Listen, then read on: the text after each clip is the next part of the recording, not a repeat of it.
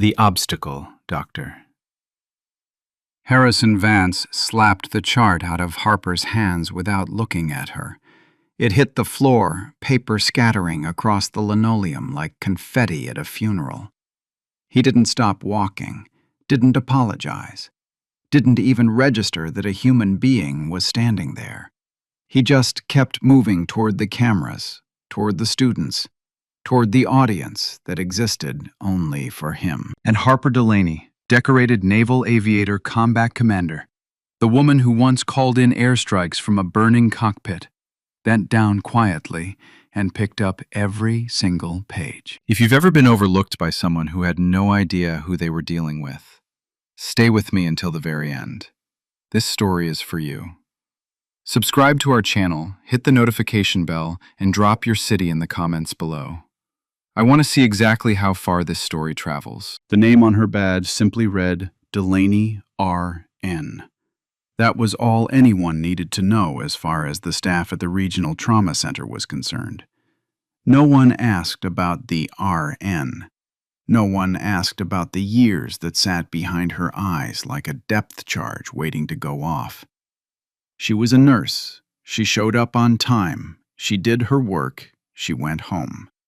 That was the story the hospital had written for her, and nobody had bothered to check whether it was true. She had been at the hospital for months when Dr. Vance first noticed she existed. Not because she was exceptional, but because she was standing in his way. He was rounding with a group of senior residents, moving through the trauma bay with the particular energy of a man who believed the room got brighter the moment he entered it. The residents flanked him like gulls following a fishing boat, notebooks open, pens ready, expressions tuned to the frequency of attentive admiration. Harper was recalibrating a medication drip on a patient. She had caught the error shortly before a subtle dosage miscalculation that would have tanked the man's blood pressure. She had corrected it, documented it, and was doing the final check when Vance's entourage rounded the corner. In his estimation, she became an obstacle. "Nurse," he said, not to her specifically, but more to the space she occupied. "Can we get some room here?" She stepped back without a word. He swept past. One of the residents, a young woman with a dark ponytail and sharp eyes, glanced at the IV line Harper had been adjusting, then looked directly at Harper. Something passed between them, a flicker of recognition. But the resident was carried forward by the tide of Vance's momentum before she could speak. Harper went back to the drip. She finished the check. She moved on. That was how the days went. The load-bearing wall. The trauma center was never quiet. Sitting at the convergence of major highways near a regional airport, a freight rail line, and industrial plants, the bays saw everything. Car accidents, industrial injuries, cardiac events, and the occasional gunshot wound, arriving wrapped in too much story and not enough blood pressure. It was the kind of place that sorted people by their ability to function under sustained pressure. The ones who couldn't adapt burned out fast. The ones who could became fixtures, indispensable in the way that load-bearing walls are indispensable. You only understand what they're doing when something tries to knock them down. Harper was a load-bearing wall. She had been one for so long that it no longer felt like effort. It was just posture. She had arrived in the city with a duffel bag, a lease agreement for a quiet apartment a short drive away, and a nursing license that had sat dormant for years while she was doing other things. The other things were not on her resume. They were classified in some cases, and in others simply too large to fit in the limited space provided for professional experience. She had compressed years of her life into a single line. U.S. Navy medical officer, various assignments. She had not listed the combat deployments. She had not listed the operational commands. She had not listed the name Admiral Eleanor Croft, who had personally written her a letter of recommendation describing her in terms most people would find embarrassing, but Harper found merely accurate. She took the job as a staff nurse. No management track, no leadership role. When HR asked why she declined to be considered for charge nurse, she said she wanted to focus on patient care. It was true, but it was also incomplete. She wanted to disappear for a while. The problem with being Harper Delaney was that disappearing required a level of mediocrity she was constitutionally incapable of achieving. Within her first few shifts, she had quietly reorganized the supply cart system in the trauma bay so critical equipment could be located instantly, regardless of who was looking.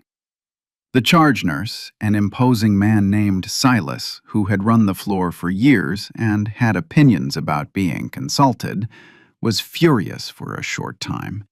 Then he noticed the new system worked flawlessly. His fury quietly evolved into gratitude, which he expressed by never mentioning it again. Soon after, she noticed an attending physician, not Vance, but an overwhelmed hospitalist named Dr. Gallagher, was consistently underdocumenting pain assessments on the elderly patients. It wasn't malicious, he was just stretched too thin. Harper started quietly flagging the files. She didn't confront him, she didn't report him, she just made sure the information was there. Outcomes improved. Gallagher noticed, but couldn't pinpoint why, attributing it to a better nursing staff. Eventually, some of the residents started watching her. They watched her the way young military personnel watch experienced operators, with the quiet hunger of people who understand that what they're seeing isn't taught in classrooms. She noticed. She said nothing. The performance. Harrison Vance was a man with the specific confidence of someone celebrated for so long that he could no longer distinguish between competence and performance. He was not a bad doctor. Genuinely skilled and knowledgeable in the right circumstances, he was exactly the physician you wanted. But the hospital had made him comfortable. A documentary film crew had been following him for weeks. In that time, Harper noted clinically he had become significantly less effective as a physician and vastly more effective as a television personality. She watched this deterioration with patience and precision, knowing that performance and function tend to diverge at the worst possible moment. She was at the nurse's station when the resident with the dark ponytail, Dr. Maya Lin, sat at the adjacent terminal. "You caught the drip yesterday," Maya said without preamble. "The documentation reflects the adjustment," Harper replied, not looking up. "I'm not talking about the documentation. I'm talking about the fact that you caught it before anyone else knew there was anything to catch." Maya kept her voice low. "I looked at the original order. It was subtle. I would have missed it. You would have caught it on the next check. Maybe. But you caught it before the next check." A pause. "How long have you been nursing?" "On and off," Harper said. "For a while." Maya studied her with the directness of someone young enough not to realize how unsettling directness can be. "What did you do before this?" "Different work." Maya waited, then eventually nodded and went back to her own work. But she didn't leave. She kept a peripheral awareness on Harper that felt less like surveillance and more like a choice. Harper appreciated it, though she didn't show it. Later, Harper sat in the break room for a moment of much-needed silence. Silas glanced at her from the corner. "You look tired," he said. "I'm fine." "That's not what I said. You can be fine and tired at the same time." He put his phone down, his face worn smooth by sustained wisdom.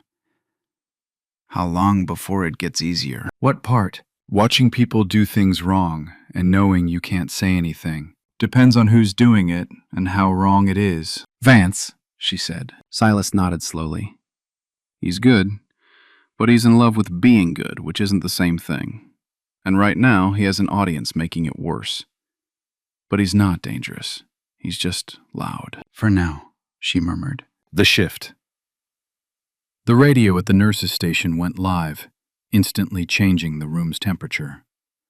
The dispatcher's voice carried the tight, controlled cadence reserved for moments when casualties exceed the capacity of normal syntax. "Military aircraft.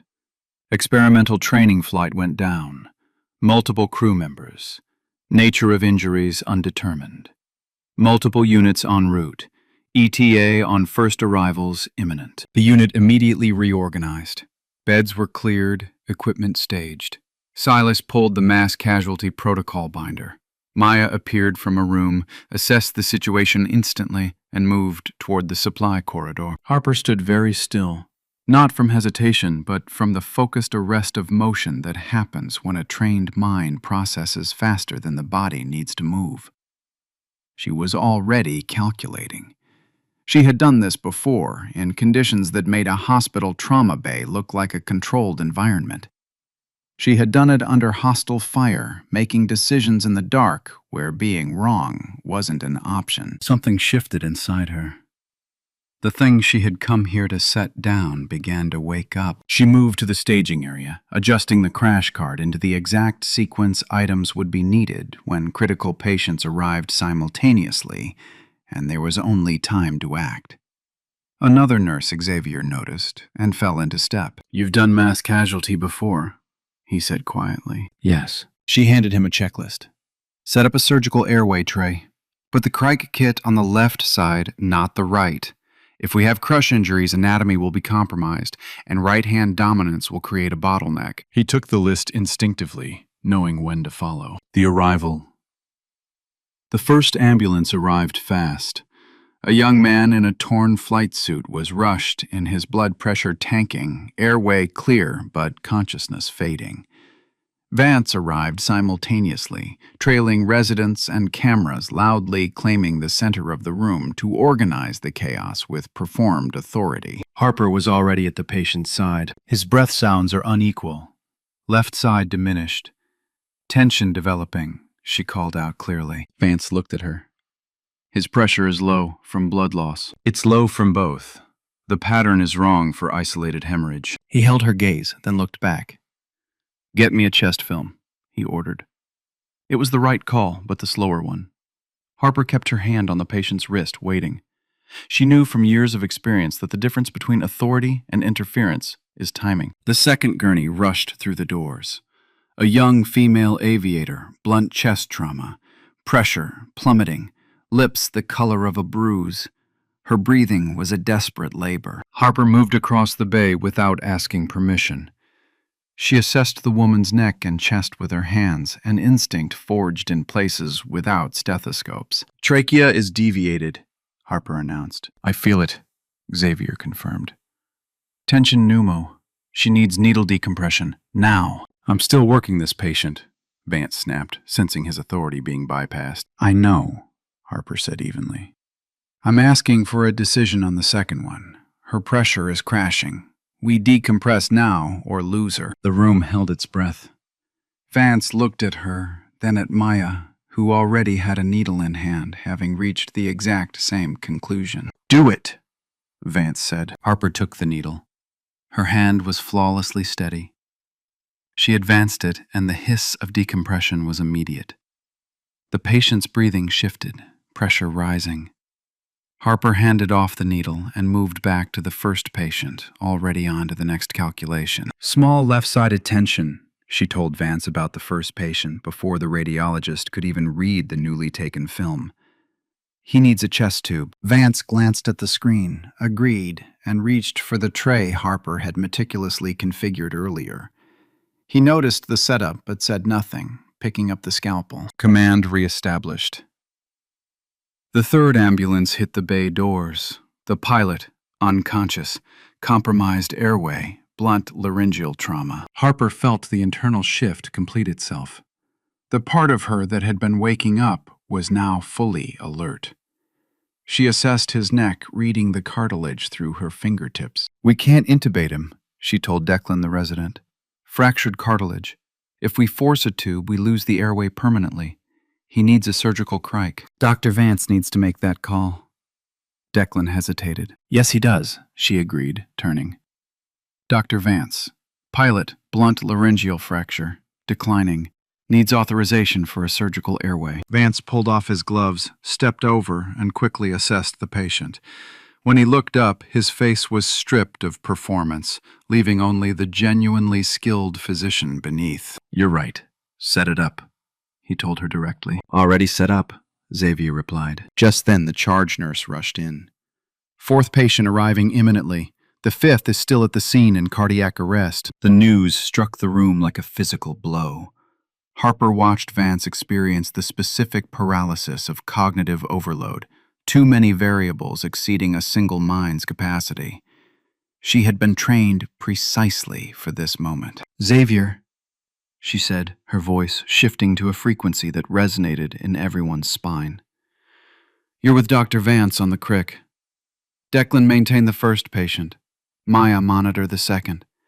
Bay 4 needs O-negative blood, and trauma surgery paged immediately." She turned to Vance, who was holding the scalpel, watching her with a complex mix of awe and relief. "I'll take the fourth patient. You have this one. You can do this." "I know I can," he said. She moved to Bay 4 as the fourth patient arrived. Lieutenant Commander Tyson Caldwell. He was barely holding on, but gripped her wrist with shocking strength. "Is Miller okay?" he demanded, asking about his crewmate. "She's being taken care of. Right now, I need you to let go so I can take care of you." He released her. She ran a rapid ultrasound, her hands moving instinctively. She found the internal bleeding. "I need trauma surgery in here now," she commanded with absolute authority. Tyson Caldwell looked at her with alert eyes. "You don't sound like a nurse. I know what command sounds like someone who's already run the worst version in their head and isn't afraid." "You're going to be fine," she told him firmly. "Trust me." The surgical team rushed in and Tyson was wheeled to the OR. The fifth patient. The bay momentarily quieted. Vance walked over. "Where did you learn to run a room like that?" he asked. "I've been in rooms that needed running," she replied softly. The radio crackled. The fifth patient was in transport. Prolonged cardiac arrest. The numbers were grim. Harper did the math. She knew the devastating statistics intimately. She stood up. "Get the crash cart for Bay 6, she told Silas. Vance approached, his hair disheveled, looking like a man doing real work. "Prolonged arrest. What do you want to do?" "What do you want to do? Not what should I do?" He had revised his understanding of who was running the room. "I want to work it," she said, "until I know we can't get him back, or until we can." He nodded. "I'll be there." The patient arrived, paramedics still doing compressions. Harper seamlessly took over the compressions, feeling the resistance of a battered chest. "I want an ultrasound," she ordered. "If this is tamponade secondary to trauma, we're doing the wrong procedure." Maya manned the machine. "Seeing fluid around the pericardium." "Tamponade," Vance confirmed. "We need to needle the pericardium." Harper maintained one-handed compressions while stabilizing the patient as Vance inserted the needle.